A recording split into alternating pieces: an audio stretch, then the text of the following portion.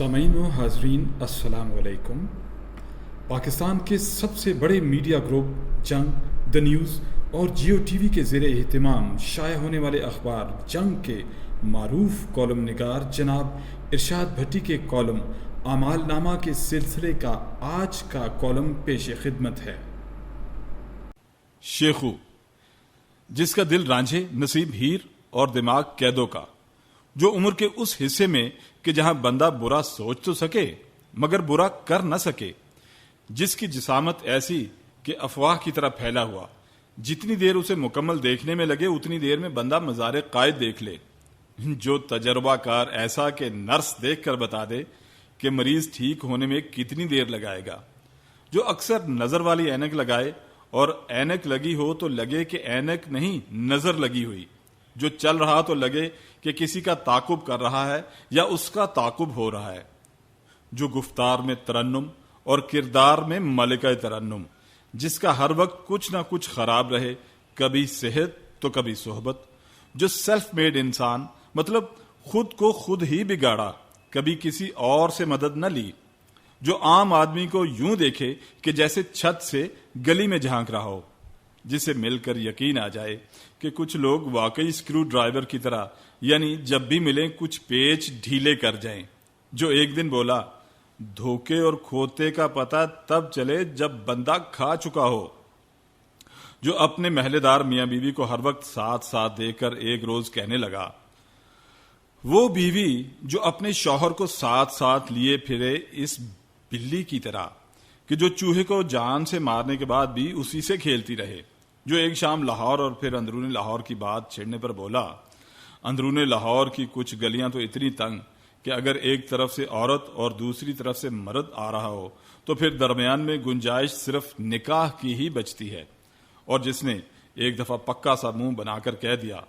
اصل پہنچ والا بندہ تو وہ جس کی پہنچ وہاں تک کہ جہاں کھجلی ہو رہی ہو۔ پہلے روزے والے دن اسی شیخو سے ملاقات ہوئی تو پوچھا روزہ کیسا جا رہا ہے؟ خشک ہونٹوں پر نیم خشک زبان پھیر کر پھنسی پھنسی آواز میں بولا، اپنی حالت تو اس پٹھان جیسی کہ جس نے روزے سے نڈھال ہو کر دوپہر کو وقت گزاری کے لیے ایف ایم ریڈیو پر کال کی، اور جب خاتون میزبان نے الیکس لیک کے بعد پوچھا کہ خان صاحب کیا سننا پسند کریں گے تو پٹھان بے اختیار کیا اٹھا، باجی ہم کو مغرب کا اذان سنا دو۔ میں نے کہا حضور یہ سوچ کر رمضان کا مہینہ برداشت کر لیں کہ نہ جانے 11 مہینے کون کون آپ کو برداشت کرتا رہا۔ ٹھنڈے پانی کی بوتل سے منہ کی ٹکور کرتے ہوئے کہنے لگا، کسی نے سچ ہی کہا کہ سارے دوست ہمدرد نہیں، کچھ سردرد بھی ہوتے ہیں۔ اچھا بجٹ تقریر سنی؟ میں نے بات بدلی تو جواب ملا، ایک لڑکی نے ملنگ بابا سے کہا بابا جی دعا کریں میری شادی کسی سمجھدار انسان سے ہو جائے۔ ملنگ بابا نے کہا بچہ گھر چلی جا، کیونکہ کوئی سمجھدار انسان شادی نہیں کرتا۔ میں نے کہا کہ اس لطیفے کا بجٹ سے کیا تعلق؟ کرسی سے ٹیک لگا کر بولا، بتانا یہ کہ سمجھدار لوگ بجٹ تقریریں نہیں سنتے۔ میں نے کہا قبلہ ادھر پورا ملک بجٹ کے سائیڈ ایفیکٹس کی زد میں، اور ادھر یہ شان بے نیازی کیوں؟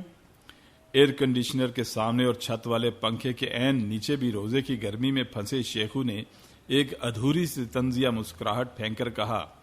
ایک سرائکی سے پوچھا گیا کہ یہ ہیر رانجھے کا کیا چکر تھا؟ سرائکی بولا، ہیر رانجھے دی ایڈی غلطی تا کائی نہیں جن وارث شاہ ذلیل کیتی کھڑا ہے۔ میں نے کہا اب آپ کی اس بات کا بجٹ سے کیا لینا دینا؟ بولا، بتانا یہ کہ حکومتی بجٹ اتنے بھی برے نہیں ہوتے جتنے برے بنا دیے جاتے ہیں۔ میں نے کہا محترم آپ نے ہی پچھلے بجٹ کے بعد یہ کہا تھا کہ اتنا تو بیوٹی پارلر والے بے وقوف نہیں بناتے جتنا بجٹ والے بے وقوف بنا جائیں، اور یہ بھی آپ کا ہی فرمان کہ ایسے بجٹ بنانے والی حکومت کو تو آئندہ الیکشن میں ایسے چننا چاہیے کہ جیسے اکبر بادشاہ نے انارکلی کو چنا، یعنی دیوار میں۔ میری باتیں ایک کان سے سن کر دوسرے کان سے نکالتا نیم سویا نیم جاگا شیخو کرسی پر سیدھا ہو کر اس بار بولا تو مجھے پتا چل گیا کہ اصل شیخو سٹارٹ ہو چکا۔ کہنے لگا، تم حکومتی مکاریوں پر پریشان، جبکہ مجھے اس بات کا دکھ کہ اپنی قوم اس افسر جیسی ہو گئی کہ جس نے اپنے سیکرٹری کو بلا کر ڈانٹتے ہوئے کہا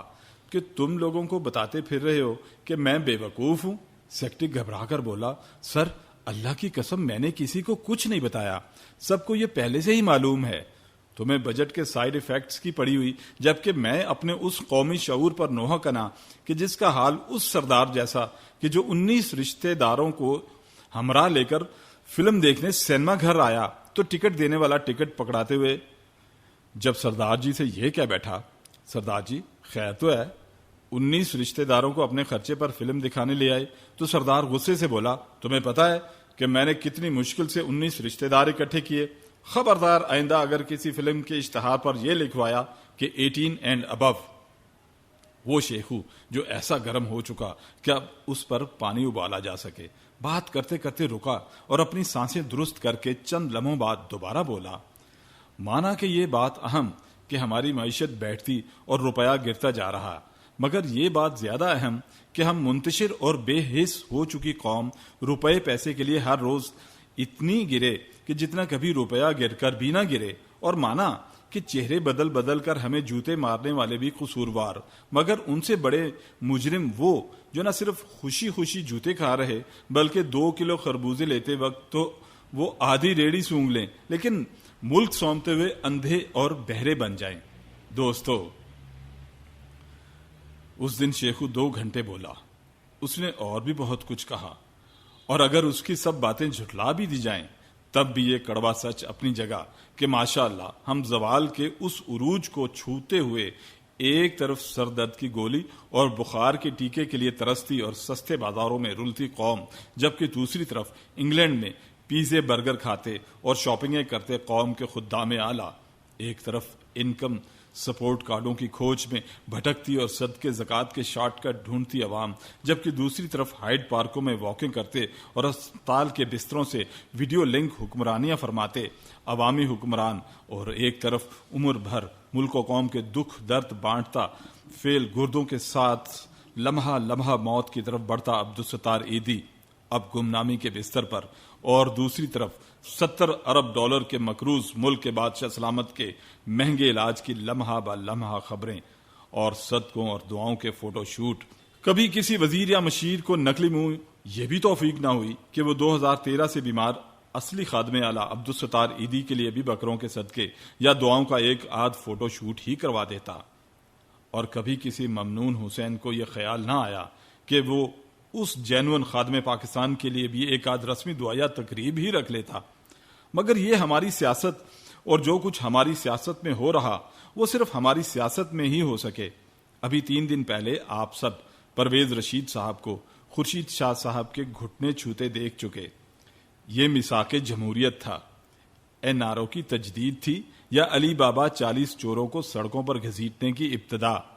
یہ فیصلہ تو آپ کا. میں تو نہ چاہتے ہوئے بھی یہاں گھٹنے مبارک چھونے کی سعادت کے بعد پرویز رشید کے 2 تاریخی جملے دہرانے پر مجبور. پرویز صاحب نے اس پر مسرت موقع پر فرمایا, میں شاہ صاحب کی بھیجی گئی کھجوروں کا شکریہ ادا کرنے گیا تھا اور آئندہ اس سے بھی زیادہ جھک کر ملوں گا. اب پہلی بات تو یہ کہ خورشید شاہ نے تو پچھلے سال بھی کھجوریں بھجوائی تھیں, کیا پچھلے سال اس لیے اس طرح کا شکریہ ادا نہ کیا گیا کہ پچھلے سال پاناما لیکس نہیں تھا؟ اور دوسری بات یہ کہ پرویز صاحب اس سے زیادہ اور کتنا جھکیں گے, کیونکہ جہاں تک مجھے معلوم اس سے زیادہ جھکنے کو کم از کم جھکنا نہیں کہتے. اور دوستو, نہ جانے یہاں کیوں دل یہ بھی کر رہا کہ جتنی جلد ہو سکے اب عمران خان بھی پرویز رشید کو کھجوریں بھجوا دیں.